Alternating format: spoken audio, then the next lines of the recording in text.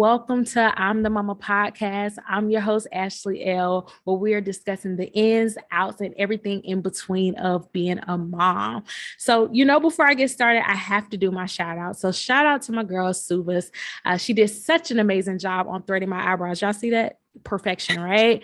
And so if you are ever on the west side of Atlanta, you can find her on IG at Suvas_threading_and_wax. Suvas is spelled SUVAS, again, _threading_and_wax. And she'll definitely be able to hook you up just like she did your girl.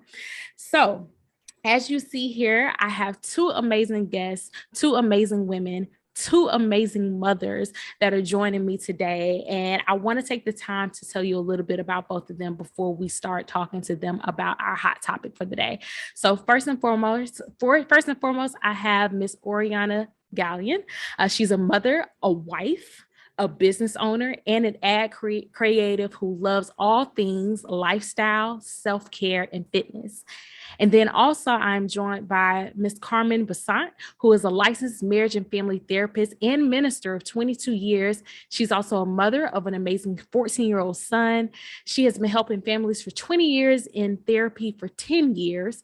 She celebrates 5 years of private practice helping with women's issues of self-esteem, issues with fertility, anxiety, depression, and family counseling. She works with men in the areas of emotional counseling. All right. Fatherhood, bonding, self-worth, as well as goal setting. She works with families, and working with families has allowed her to help with breaking generational issues as well as individuality. So I want to thank both of you ladies for joining me today. And that just goes into, what are we talking about? You have two amazing dynamic women that's here with you today. Ashley, what's the topic? So we are talking about, I like to call it, what's really going on. That is what I titled it. And it's because it's going to be focusing on postpartum depression. And with that, I like to start off with some information. So when it comes to postpartum depression, I looked it up on postpartumdepression.org. It states, sadly, it's believed that postpartum depression is much more common than the data reveals. Some healthcare providers believe the condition's prevalence could be at least twice as much as what is actually reported and diagnosed. Did you hear me when I said twice as much? Okay, because who knows? I mean, just kind of talking about myself, when I was pregnant, as well as after having my son within this first year, I don't know if I had postpartum depression, but I know I dealt with emotions, and I know I was angry sometimes.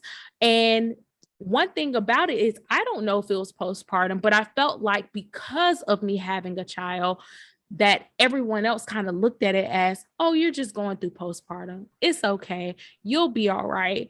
And again, it made me think, like, do we automatically categorize postpartum or a pregnant mother or a new mom having postpartum? Or is she just angry? Is she having just emotions, just kind of going through things? So we're going to talk about this hot and important topic. And let's go ahead and just jump in. And so, Carmen, I want to ask you, what are some common signs that you've noticed with clients that experience postpartum depression? That's a good question. Well, first you have detachment, meaning that they're not necessarily bonding the way they need to with their newborn. They're not connecting with their newborn. They're not picking up on cues from their newborn. Some women have said that they've seen suicidal attempts on their babies, meaning putting them underwater, smothering with a pillow, wrapping them tighter. Then they have a fear that they are going to do something that will harm the child. I'm going to hold that baby too close. I can't hear my baby when they cry. So they have a detachment. The second part is the depression part. Their chemicals are not balancing back the way they should. They still have too much oxytocin in their system. And so it's preventing them from being able to get to that rational place of connection that is natural. So those are the two biggest ones. That person who is like, I can't take this baby. I feel like they're crying so much, I'm not connecting with them. So the fear that they're not able to connect, which invokes anxiety. Will I ever be a good parent? And then from the fear, the depression, and the disconnect that they have, That is the beginning. We were able to see if they're actually going into depression, postpartum depression, or is there something else happening to them that has been triggered by the amount of chemicals that are released pregnant, your hormones, the amount of chemicals that are released in your body in order to have a baby can trigger other mental health issues that you probably would not have had you not had a baby. Wow. Wow. Chemical, our bodies, women, we are amazing, but some things go on that we just can't talk. I mean, we don't understand, and that's okay. So that's why we have this place where it gives you a place of comfort and a safe place for you to come speak about it, because that's the biggest reason why I created this. I feel like I had a few friends that I could talk to. But then at the same time, we were all kind of going through the same thing. And so there was no real outlet other than encouraging each other that we were going to get out of this. So Oriana, I want to thank you first and foremost for taking out the time to be transparent through this. And so I do want to ask you, when did you notice that you were experiencing postpartum depression? Well, that's a difficult question to answer because I was never actually diagnosed. However, postpartum does run in my family. So even when I got pregnant, that was something that was prevalent and always talked about, specifically with my family and my husband, to make him aware of some signs of it. I didn't think that I had fully experienced postpartum until way after my son was born, maybe fully not even until like he was like 6 months old. And I wasn't diagnosed, so this is just my own assumption from what I've done with my Googling, of course. Right. I didn't really have too much of a detachment from my son specifically. I felt like I was a little bit like overprotective. However, I did detach from everything and everyone else, if that makes sense. Like I was hyper aware of him, his needs, and I went into mother mode and autopilot like it was nothing. But when it came to taking care of myself and taking care of my family and my husband, all of that went to the wayside. No, I agree with you 110% because I experienced the same thing. And I know when Carmen was just kind of speaking about it, that's the first thing that popped in my mind is like, I didn't have a disconnection, which is fortunate, Right. but I was overly protective, overly, involved in things like that. So I was, maybe that's why maybe both of us are like, I don't know. I can't really tell. But I mean, it's amazing to know even that as a family, others in your family have experienced that. So they were able to kind of talk to you about, hey, Oriana, this is something that we experienced. Hey, to your husband, hey, these are signs to look out for because we experienced this as well. So again, that kind of makes me think what other family like generations have experienced it, but not talking about it. Right. Right. Okay. That's Good point. Good point. Well, no, go ahead, Carmen. That happens. They don't, and a lot of times, especially in our community, we don't talk mental health. No. Just go in the closet, you go in the back room, and you come out when you better. Yes. And so that's why that's the overlooking or the over in connectedness is the form of anxiety. That is the anxiety. So you have the 3 different types, but underneath that anxiety umbrella is I'm scared that I won't do this right, so I have to be present. But there's no one there to stop you to say there's no right or wrong way as long as they make it to 18. Childhood's about survival. So if they got and you'll survive. But because we don't talk about mental health, we don't talk about our mental challenges, our downs, our tears that we shed. We just go in the bathroom, we go in the closet, we shed them, and then we come out made up. And then made up. Right. You're right. Right. So Carmen, that kind of leads to my next question to you. How does postpartum affect your mental health? Well, depending on what happens, if you get the depression part, if you get the anxiety part, or if you get a combination of both, there are sometimes genetics that get triggered when certain chemical imbalances happen. So let's just say schizophrenia runs in your family, but nobody talks about it. Your body producing the chemicals that are needed to give birth, the oxytocin, the estrogen, all of those chemicals combined, they can trigger that code on the inside of you. And so you don't even know that you're about to start hallucinating about your baby not breathing because you're exposed to schizophrenia. Or depression and then depression. See, there's a depression of sadness, which means I'm really sad, I'm crying, I'm angry, I'm frustrated, my emotions are everywhere, my feelings are all over the place, they have to be recalibrated. And then there's a depression of when I'm in a dark hole and there is no way out for me to even be able to think straight, to find the light. That is what we call clinical depression. So there's a depression. I'm sad. I'm no longer pregnant. My body doesn't feel the baby moving anymore. My body is grieving the loss of the child that it has carried for 9 months, not realizing that it actually has the baby produced in the flesh on the outside. So my body is going through a grieving process, but I'm actually supposed to be enjoying and enjoy of my child. So I have to let my body grieve, but the child is here. That's postpartum depression. That's pretty much what it is. I'm going through the grieving process chemically and physically, but I'm completely enjoying my child at the same time. And the brain is trying to compute how am I joyous over something that's dead, but it's not dead. It just doesn't compute yet. And I don't, if I have the bipolar or the schizophrenic predisposed genetic makeup to create that, my brain would begin to create things that are or are not there in relation to my child. Postpartum is just grief. But depression, if you happen to be clinically depressed, is when you get into the black space and you can't even feel the feelings that are needed to be recalibrated. So it can affect you because the top of it is what everybody goes through a bout where it's just a little sadder than normal. Yeah. But going through that bout and not being able to find the exit door, that is now, and that's not postpartum.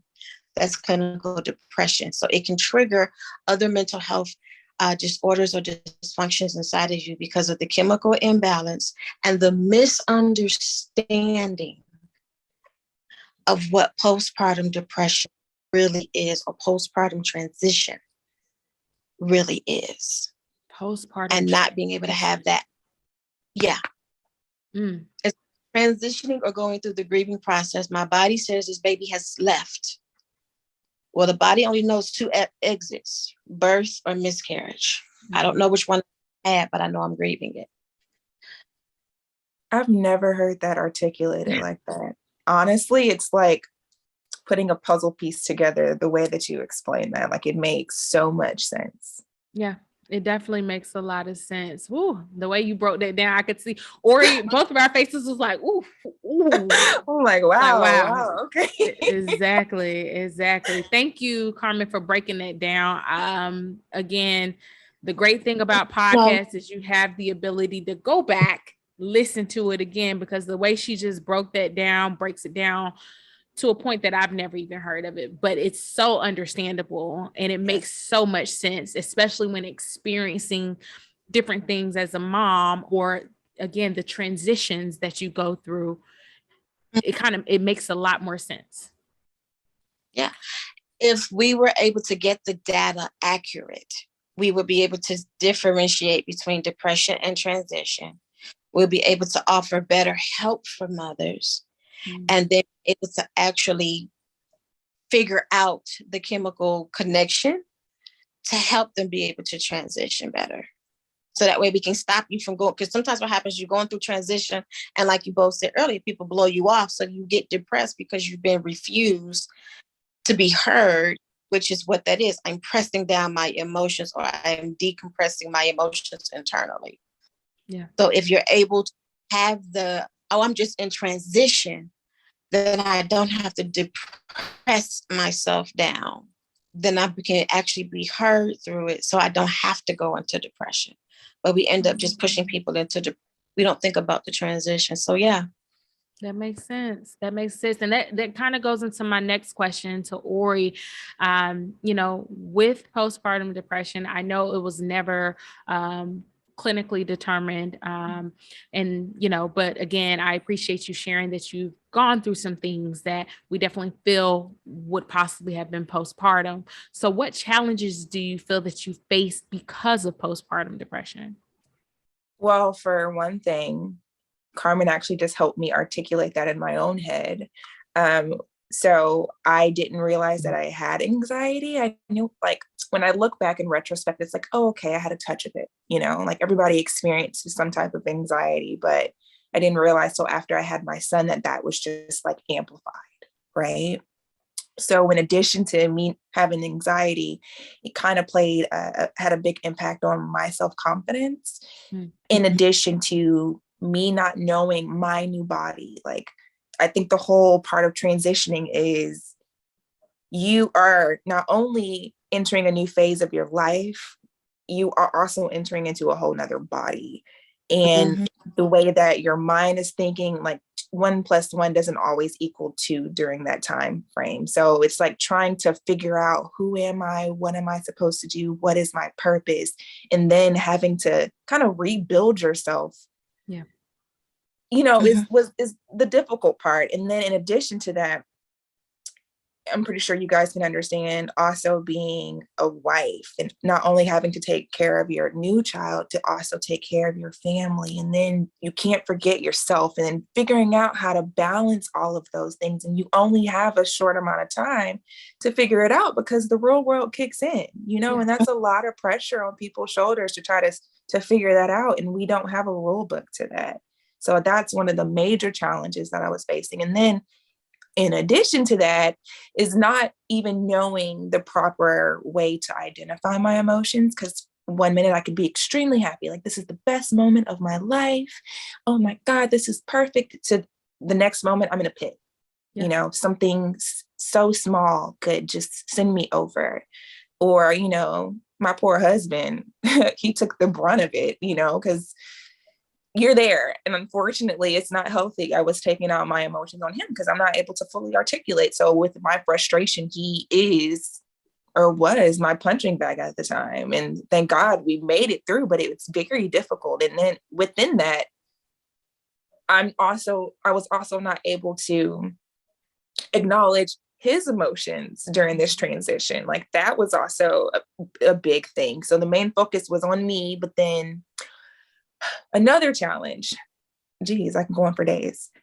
Like, okay, so, during your pregnancy, you have all of this attention on you. You're being showered with love. And, to have all of that attention, and like, not to sound vain or anything, but then as soon as you have your child, it's like a switch. Gone. No one cares, or it feels like no one cares about you, which is not bad, because of course you're bringing this new baby into the world and you love this child. It's an angel, gift from God, all that beautiful stuff. But then it's just like a switch, like it's overnight, you're forgotten. And I can remember actually when I was giving birth, crazy. I had the baby, right? And we have all these nurses in the room, the doctor's there, my husband's there, the baby comes out. It's like all of the nurses go to the other end of the room to tend for the baby. And I'm just laying there, legs wide open. I'm still having to deliver another baby, deliver my placenta. So I'm just sitting there. And no one's looking at me or paying attention except for the doctor. And he's partially there because he's splitting his attention between me and the baby. So that's just a lot. It's a lot to manage. So that's, just a summary of the difficulties that I faced during my, postpartum era. Gotcha. And yeah, I can definitely relate to all of that you were saying. So what I did is I looked up some quick postpartum depression facts and statistics. So approximately 1 in 10 women will experience postpartum depression after giving birth, with some studies reporting 1 in 7 women. So again, that's a 1 in 10 and then 1 in 7. That's a big change if you actually think about it. And then another one was postpartum depression generally lasts 3 to 6 months. However, this varies based on several factors. It's also estimated that nearly 50% of mothers with postpartum depression are not diagnosed by a health professional, which goes to what we were talking about earlier. And then the last one is 80% of women with postpartum depression will achieve full recovery. So to me, that last one just kind of states, okay, we still have 20%, not including the ones that aren't diagnosed. We still have 20% that may not seek full recovery, which I think Carmen just pointed out what's actually happening to them. Like, it's no longer postpartum, it's schizophrenia, it's bipolar, it's all of these other things that were really the root that weren't even discussed in the very beginning. Right. So, Carmen, I did want to ask you, like, what are some proactive steps that could possibly prevent postpartum depression, or are there any?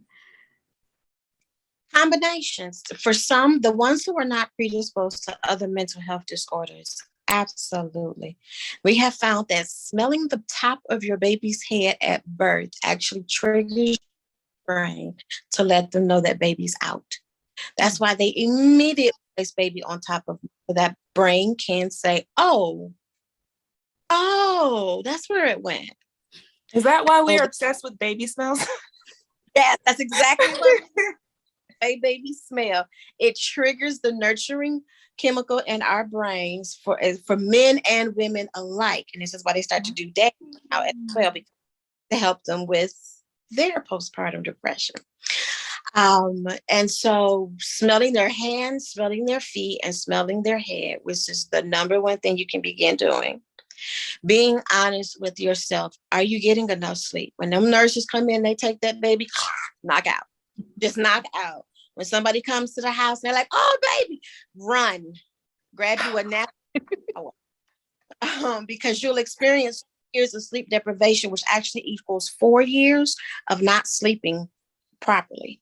So the first 2 years of your baby's life, when you are doing everything that you're doing, and you think you're doing a good job by being up all night and day and doing the sweat of parenting, you're actually taking 4 years away from your sleep. So that's like staying awake for 4 years with no sleep. And I love a good nap. Especially now, right? Let me catch you 2 o'clock. Right. When you do that, you prevent yourself from being able to do the recalibrations and the resetting that is necessary for your body, for yourself, self-awareness and self-acceptance. If I look at my body and all I see is stretch marks and extra fat, that's going to make me sad. I don't care who you are. You ain't even got to give a baby to have that problem, but let alone have that top of my brain trying to figure out what happened, recalibrate my emotions, reset all of my chemicals. I have to be able to just come to the place that this body carried a body and be fully accepting of that whole process and accepting of myself. I'm shedding tears while I'm holding my baby. I'm completely happy, completely sad.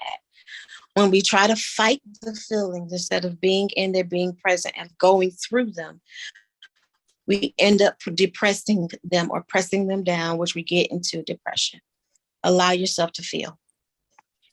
So that makes me bring up another question for you, Carmen, because again, when we are looking and researching and talking about postpartum depression, it's always pointing out the mom. Yeah. Is there anything out there, like, can men, fathers, can they also, or the other parent, the other significant other, can they experience postpartum depression as well? Absolutely. Adoptive parents can experience postpartum depression. The postpartum depression is the life that I am expecting coming into my life, but without the awareness of the life itself. So an adoptive parent, let's say, adoptive mom and dad, they've gone through 10 years of infertility, 5 years of waiting for it to be chosen by a birth mom, finally get called, finally go through all the beautiful baby showers and talking with her and get their paperwork officially signed. The baby is theirs. There's no one coming back. And then suddenly all of my anxiety and all of my energy, what do I do with it now?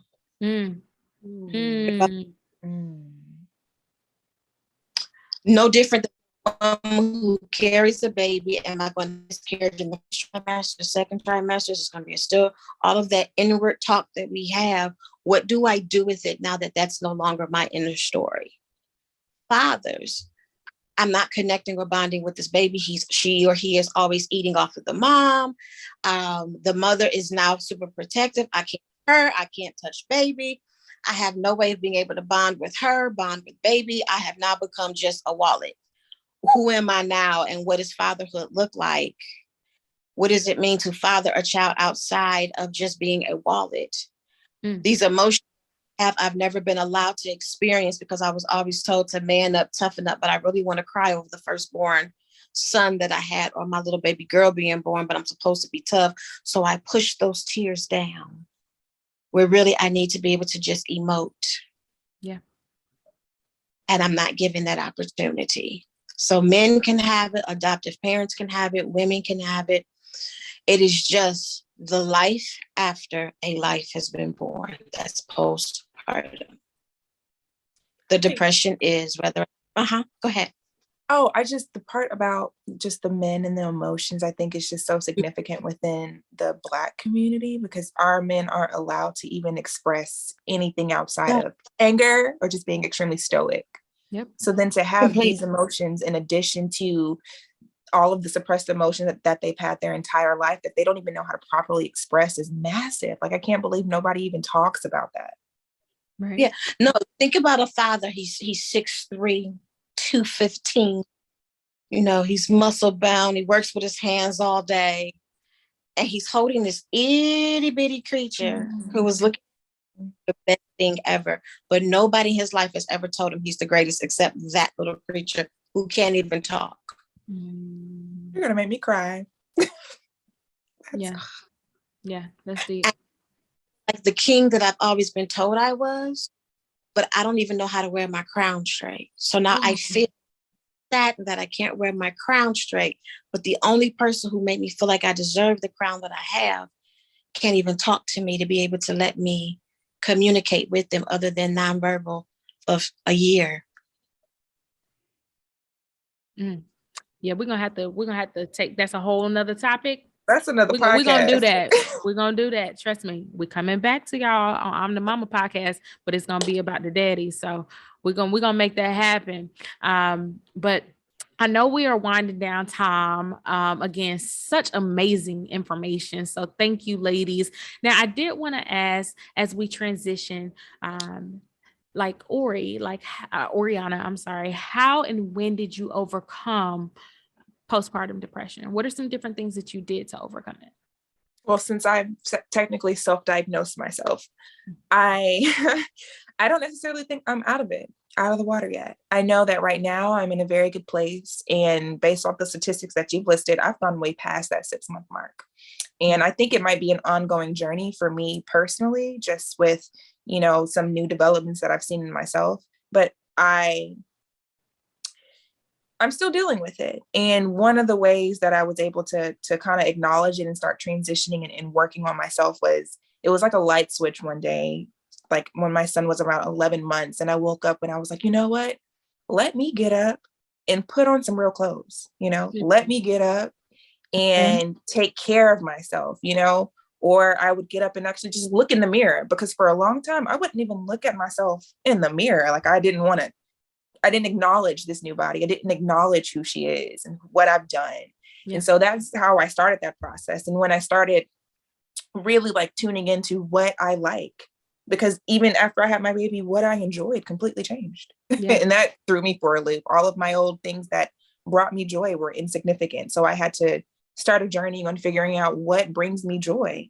And, one of those aspects was throwing myself into fitness. I really enjoy that. Just the endorphins alone from that has really like transition into other elements of my life. Like it's brought back self-confidence. I feel good about my body, different things like that. But what I did notice when I started working on myself is the mental space that I'm in. When I go back and I look back when my son was born in those first couple of months, like I don't even know who I was. Like I can physically feel the difference in just the way that my brain was operating.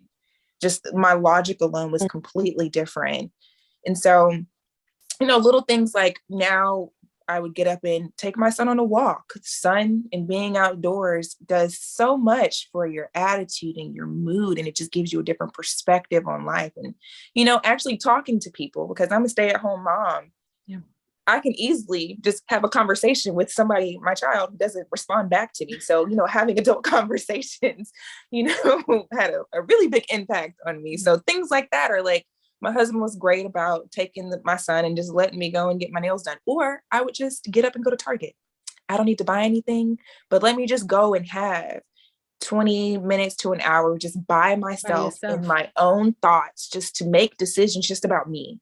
Yeah. If I want to decide I want to go and grab a coffee while I'm out, let me just do that and not have to worry about feeding, my whole household, just cutting down on some of the decisions that I had to make on a daily basis, and also automating my life.